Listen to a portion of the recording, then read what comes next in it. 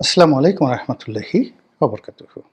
সম্মানিত দর্শক, 2025 সনের নভেম্বর মাসের 30 তারিখ সন্ধেবেলায় যখন এই ভিডিওটি করছি, তখন এই গত 3-4 দিন আগের আমাদের যে স্বপ্ন, আমাদের যে দৃঢ়তা, আমাদের যে অঙ্গীকার, যা কিছু ছিল সব 180 ডিগ্রি অ্যাঙ্গেলে উল্টে গিয়েছে। বেগম জিয়ার অসুস্থ হওয়ার পূর্ব পর্যন্ত দেশের মোটামুটি সব মানুষই বলার চেষ্টা করেছেন অল্প কিছু লোক ব্যতিরিকে নির্বাচনের তফসিল ঘোষণা হচ্ছে, প্রার্থীরা মাঠে চড়িয়ে বেড়াচ্ছেন, বিএনপির প্রার্থীরা শক্তিশালী অবস্থানে আছেন এবং অনেক ক্ষেত্রে বিএনপির প্রার্থীরা সেই নিজেদের মধ্যে পারস্পরিক যে দ্বন্দ্ব এবং সংঘাত, এটি তারা করেই চলেছেন। অনেক এলাকাতে প্রার্থীর পরিবর্তন হওয়া দরকার বলে অনেকে বলার চেষ্টা করছেন এবং বিএনপি যে সকল আসনে প্রার্থী মনোনয়ন দেয়নি, এরকম 63টি আসনে কারা মনোনয়ন পাচ্ছেন? বিএনপির লোক, জামাতের লোক, এনসিপির লোক, নাকি অন্য কেউ? এসব নিয়ে আলাপ আলোচনা তুঙ্গে। তার সঙ্গে সঙ্গে ডিসেম্বর মাসের 15 তারিখের মধ্যে নির্বাচনের তফসিল ঘোষণা করা হবে। 16 ডিসেম্বর বিজয় দিবস পালিত হবে এবং ফেব্রুয়ারি মাসে নির্বাচনটি একেবারে 15 তারিখের মধ্যে হওয়ার জন্যে আমাদের যে ঐতিহ্যবাহী বাংলা একাডেমির যে বইমেলা, সেটিকে পর্যন্ত স্থগিত করা হয়েছে। নির্বাচনের তোড়জোড় চলছিল এবং সেই তোড়জোড়ের সঙ্গে পুলিশের লেফট রাইট, বিজিবি তাদের মহড়া, কিভাবে নির্বাচন হবে সেই মহড়া, আর পোলিং এজেন্ট, রিটার্নিং এজেন্ট তাদের কর্মতৎপরতা, একই সঙ্গে ডিসিএসপি পদে নতুন নিয়োগ এবং সেই যাকে বলা হয় লটারির মাধ্যমে এসপি পদে নিয়োগের যে অভিনব পদ্ধতি, এটা নিয়ে সারা দেশ মাতাল ছিল। কিন্তু হঠাৎ করে এই যে আমি 30 তারিখে আজকে যে কথা বলছি, আজকের দিনের বাস্তবতা হলো যে নির্বাচন আদৌ হবে কিনা, আবার একটা 1/11 অনিবার্য কিনা, নির্বাচনের তফসিল কি ঘোষণা করা হচ্ছে? বিএনপি তারেক রহমান সাহেবকে কিভাবে মূল্যায়ন করছে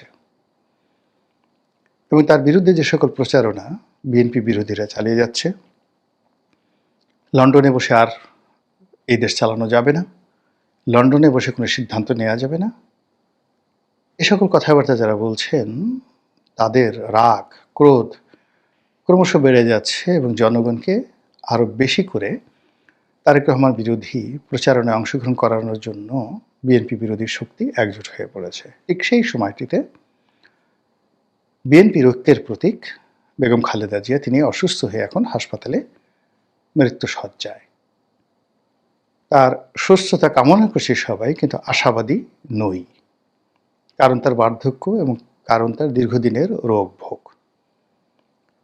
তার শরীরের পরতে পরতে সারা জীবনের যে রোগ বালাই, সেগুলো এখন এমন একটা পর্যায়ে চলে এসেছে যে তার পক্ষে নতুন করে ঘুরে দাঁড়ানো এবং নতুন করে আবার হাসি মুখে নেতাকর্মীদের সঙ্গে কথাবার্তা বলা প্রায় অসম্ভব। ইতিমধ্যে আমরা দেখেছি তার দুটো হাত এটি পক্ষাগ্রস্ত হয়েছে, তিনি হুইল চেয়ারে করে চলাফেরা করছেন এবং রেসপন্ড করতে পারছেন না। মানে তাকে কেউ সালাম দিচ্ছে, কেউ স্পর্শ করার চেষ্টা করছে, কাছাকাছি যাচ্ছে, আমরা যে আই কন্ট্যাক্টগুলো দেখছি তাতে মনে হচ্ছে যে তিনি স্বাভাবিক অবস্থাতে নেই। অন্তত সশস্ত্র বাহিনী দিবসে তাকে আমরা যেভাবে দেখেছি অমনটি মনে হয়েছে। তো সেক্ষেত্রে বেগম খালেদা জিয়া যদি অসুস্থ থাকেন কিংবা মহান আল্লাহ রাব্বুল আলামিনের ডাকে সাড়া দেন, তার অবর্তমানে বিএনপির কী হবে? তারেক রহমান যদি আসেন কেমন হবে? না আসলে কেমন হবে? কেন আসছেন না? তার কেন পাসপোর্ট নেই? আবার সরকারের পক্ষ থেকে বলা হলো তাকে ওয়ান ওয়ে বা কি এরকম একটা ট্রাভেল পাস দেওয়া হবে? কেন ট্রাভেল পাস? একটি পাসপোর্ট তৈরি করতে কিংবা এটি ভোটার আইডি তৈরি করতে এখন যে প্রযুক্তি ১ মিনিট সময় লাগে। তো তারেক রহমান সাহেব নির্বাচনে দাঁড়াবেন, তার কি ভোটার আইডি আছে? নতুন করে সামনে এসছে কথাগুলো। তার পাসপোর্ট নিয়ে নানা রকম কথা হচ্ছিল। তার ব্রিটিশ নাগরিকত্ব নিয়ে কথা হচ্ছিল।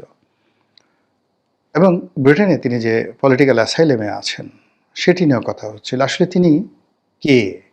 কী অবস্থায় আছেন? তিনি কি ব্রিটিশ নাগরিক?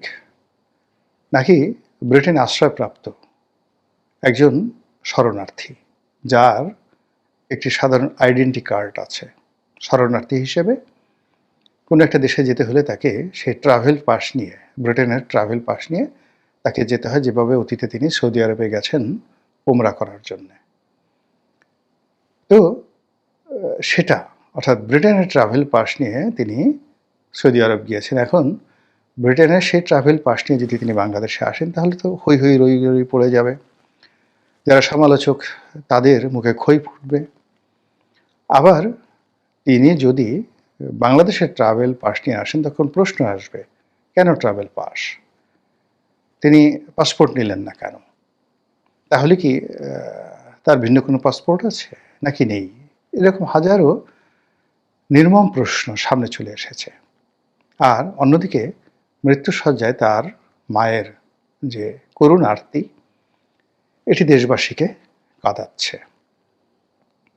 এরই প্রেক্ষিতে নির্বাচনের যে ডামাডোল, ইলেকশন কমিশনের যে কর্মব্যস্ততা, বিশেষ করে প্রধান নির্বাচন কমিশনের যে দৃঢ়তা এবং তার যে উৎসাহ উদ্দীপনা একটি নির্বাচন অনুষ্ঠানের জন্য, কিংবা প্রধান উপদেষ্টার যেটা কমিটমেন্ট, সারা দুনিয়াকে কাঁপিয়ে দেওয়ার জন্য তিনি একটি অভিনব নির্বাচন করবেন, অবিস্মরণীয় নির্বাচন করবেন, যুগান্তরী নির্বাচনী করবেন, যেন পৃথিবী অবাক বিস্ময়ে তাকিয়ে দেখে যে এটি বাংলাদেশে হলো কি করে। আর ডক্টর মোহাম্মদ ইউনূসের মতো মানুষের পক্ষে এ ধরনের একটি নির্বাচন করানো সম্ভব। এরকম একটা ল্যান্ডমার্ক তিনি স্থাপন করতে চাচ্ছেন, এরকম একটি মাইলস্টোন তিনি প্রতিষ্ঠা করতে চাচ্ছেন। ঠিক সেই সম্ভাবনাটা একেবারে শেষ মুহূর্তে এসে মনে হলো মুখ থুবড়ে পড়েছে। যেটা বলছিলাম, আমাদের দেশের যে চিরাচরিত প্রথা, সেই প্রথা অনুযায়ী একটি প্রবাদ রয়েছে, তীরে এসে নৌকা ডুবে। আপনারা যারা এটা শুনেছেন তারা তো জানেনই, আর যারা প্র্যাকটিক্যালি এরকম কয়েকবার এরকম বিপদের মধ্যে পড়েছেন, তারা জানেন যে কেন তীরে এসে নৌকা ডুবে। আমি ভাটি অঞ্চলের মানুষ। নৌকা আমার জীবনের অপরিহার্য অংশ ছিল, জীবনের একটা বিরাট সময় পর্যন্ত। তো সেই নৌকার বিভিন্ন রূপ, বর্ষাকালে ব্যক্তিগত নৌকার রূপ, তারপর কোনো বড় নদী পারাপারের জন্য যে খেয়া হিসেবে, পাবলিক ট্রান্সপোর্ট হিসেবে নৌকা যে ব্যবহৃত হয়, সেই নৌকার এক রূপ, আর যাত্রীবাহী নৌকার আরেক রূপ। এসবই দেখেছি, যেটা দক্ষিণাঞ্চলে সেই লং ডিস্ট্যান্স, দীর্ঘ যাত্রার জন্য যে নৌকাগুলো থাকে, সেগুলিকে বলা হয় গয়না, গয়না নৌকা। এখন সেগুলো নেই। তো বিশেষ করে খেয়া পারাপারের ক্ষেত্রে, অর্থাৎ ছোট একটি নদী বা খাল পারাপারের জন্য যে পাবলিক ট্রান্সপোর্ট থাকে, এখানে প্রচণ্ড ভিড় হয় হাটবারগুলোতে। বাজার নিয়ে, সওদা নিয়ে লোকজন ফিরে আসে, অথবা বাজার সওদা করার জন্য এপার থেকে ওপারে যায়। এবং এসব ক্ষেত্রে প্রায় নৌকাডুবি ঘটনা ঘটে এবং তীরে এসে। মূল কারণ, সবাই একসঙ্গে নামতে চায়, খুব দ্রুত তীরে নামতে চায়, খুব দ্রুত মাল সামান নিয়ে তীরে পৌঁছানোর জন্য যে তার অধৈর্য মনোভাব, এই অধৈর্য মনোভাবের কারণে একজন আরেকজনকে ছাড় দিতে নারাজ, এবং ধাক্কাধাক্কির কারণে কি হয়, নৌকাটা ডুবে যায়। এবং খুবই অল্প পানিতে এই নৌকা ডুবে। মানুষ মরে না, মাল সামান নষ্ট হয়ে যায় এবং যাত্রা ভঙ্গ হয়ে যায়। এই যে তীরে এসে নৌকা ডুবার যে কারণ, সেই কারণটি এখন আমাদের জন্য অনিবার্য হয়ে পড়েছে নির্বাচনের ক্ষেত্রে। আজকে নভেম্বরের 30 তারিখে যে ভিডিওটি করছি, হাতে আর মাত্র 15 দিন বা বড় জোর 12-13 দিন আছে নির্বাচনের তফসিল ঘোষণা অ্যাজ উই ওয়ার এক্সপেক্টেড, আমরা যেভাবে আশা করেছিলাম। সেটি যে হচ্ছে না, এটি এখন বাংলাদেশের বদ্ধ উন্মাদ তারাও বুঝেন।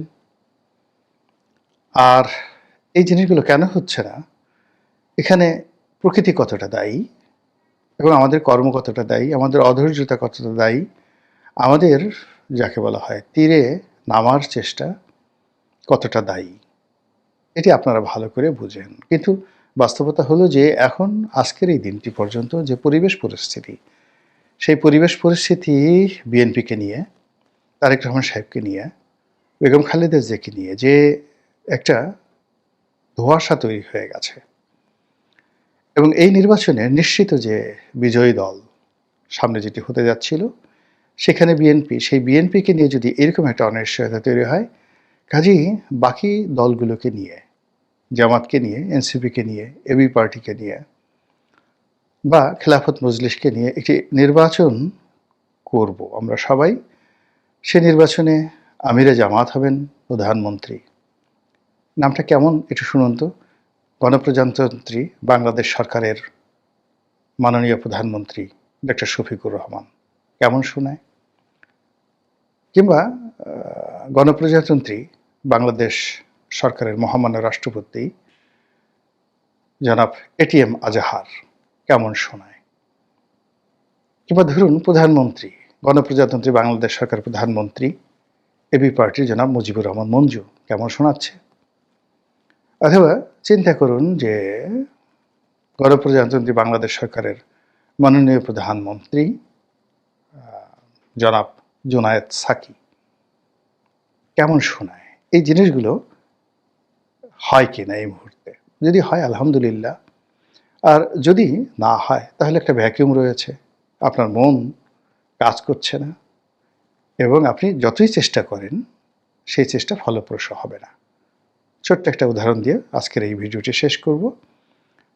পুলিশের একজন কর্মকর্তা, বেশ বড় কর্তা, তো তিনি ফোন করলেন সম্পর্কে আমার ছোট ভাই এলাকার।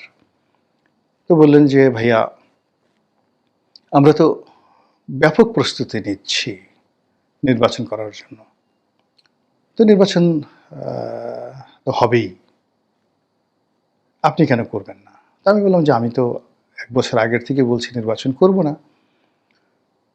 তো সে বারবার আশ্বস্ত করার চেষ্টা করছিল যে সরকারের পূর্ণ প্রস্তুতি রয়েছে। তখন আমি তাকে বললাম যে তোমরা 2014 সনেও তো একইভাবে লেফট রাইট করেছ, তোমাদের তো প্রস্তুতির কোনো ঘাটতি ছিল না। একই প্রস্তুতি তোমরা নিয়েছিলে 2018-তে এবং তার চেয়ে বেশি প্রস্তুতি ছিল 2024-এ। তো তোমরা সেই প্রস্তুতি নিচ্ছ। তো ভদ্রলোক আমার কথা শুনে একেবারে স্টপ হয়ে গেলেন। তারপর আমি বললাম যে আগের নির্বাচনগুলোতে যারা যারা প্রার্থী ছিলেন সেখানে শত চেষ্টা করেও ধারাবাহিকভাবে ভোটারের উপস্থিতি এমনভাবে কমেছিল যে 2024-এর আমিডামি নির্বাচনে 5 থেকে 6 ভাগ, 5 to 6% যারা ভোটার, এর বেশি উপস্থিত হয়নি।